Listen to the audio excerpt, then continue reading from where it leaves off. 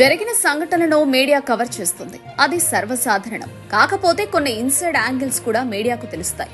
ఇకపోతే అందులో నిజాలను బేరుజు వేసుకుని రాసేస్తే మీడియాకు విశ్వసనీయత ఉంటుంది.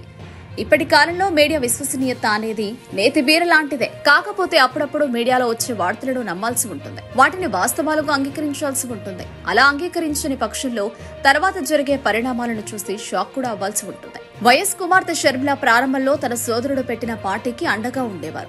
అతడు జైలుకు వెళ్లినప్పుడు 2 తెలుగు రాష్ట్రాలలో పాదయాత్ర నిర్వహించారు. ఒక రకంగా ఆమె పార్టీని కాపాడుకున్నారు. అన్న జైలు నుంచి తిరిగి రావడం, ఎన్నికల్లో ప్రభంజనం సృష్టించడం, ముఖ్యమంత్రి కావడం వంటి పరిణామాలు వేగంగా జరిగిపోయాయి. ఇదే సమయంలో ఆమెను అన్న దూరం పెట్టడంతో తట్టుకోలేకపోయింది.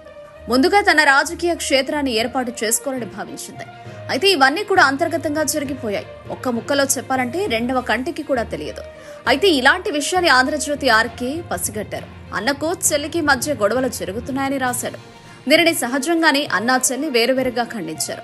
అయితే ఇలాంటి వ్యవహారం సత్య దూరం అయితే ఖచ్చితంగా లీగల్ గా వెళతారు. కానీ అలాంటి పరిణామం చోటు చేసుకోలేదు. ఇక కొద్ది రోజుల గ్యాప్ తర్వాత ఆర్కే చెప్పింది, రాసింది నిజమైంది. కుటుంబంలో అగాధం ఏర్పడింది.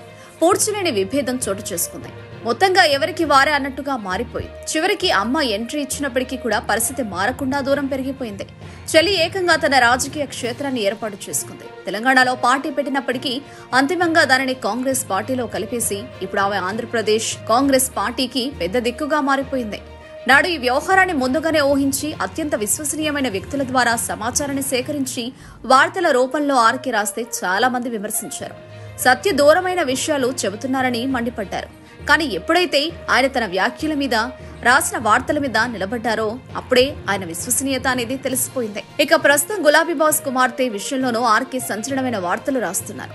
ఆమె హస్తం పార్టీతో సంప్రదింపులు జరిగిందని, 6 ఎమ్మెల్యేలను తీసుకొస్తే అమాత్య పదవి ఇస్తారా అని అడిగిందని, దానికి హస్తం పార్టీ పెద్దలు ఒప్పుకున్నప్పటికీ తెలంగాణ నాయకత్వం దానిని ఆమోదించలేదని రాధాకృష్ణ స్పష్టం చేశారు. అయితే ఈ కథనాలను గులాబీ బాస్ కుమార్తె ఫేక్ వార్తలని చెప్పినప్పటికీ ఇంతవరకు లీగల్ గా వెళ్లిపోలేదు. మరోవైపు రాధాకృష్ణ రాసినట్టుగానే నిన్నటి ఇవాల్టి మీడియా చిట్చాట్లో గులాబీ బాస్ కుమార్తె సంచలన వ్యాఖ్యలు చేశారు.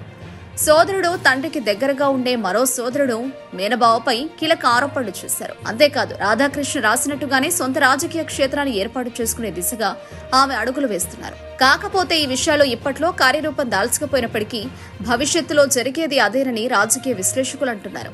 మరోవైపు ఏ మీడియా అధినేతకు సాధ్యం కాని, ఆయా రాజకీయ కుటుంబాలకు దగ్గరగా ఉండే వ్యక్తులకు కూడా తెలియని సమాచారం ఆంధ్రజ్యోతి రాధాకృష్ణకు తెలవడం, ఆయన కథనాల రూపంలో బాంబాట్ చేయడం ఆశ్చర్యాన్ని కలిగిస్తోందని పాత్రికేయులు చెబుతున్నారు. 2 తెలుగు రాష్ట్రాల్లో తనకు అనుకూలమైన ముఖ్యమంత్రులు మాత్రమే కాదు, కొత్తగా పార్టీ ఏర్పాటు చేసేవారు కూడా తనకు చెప్పే చేస్తున్నారని, ఇది రాధాకృష్ణ సృష్టించుకున్న బెంచ్ మార్క్ అని మీడియాలో పనిచేసే వ్యక్తులు పేర్కొంటున్నారు.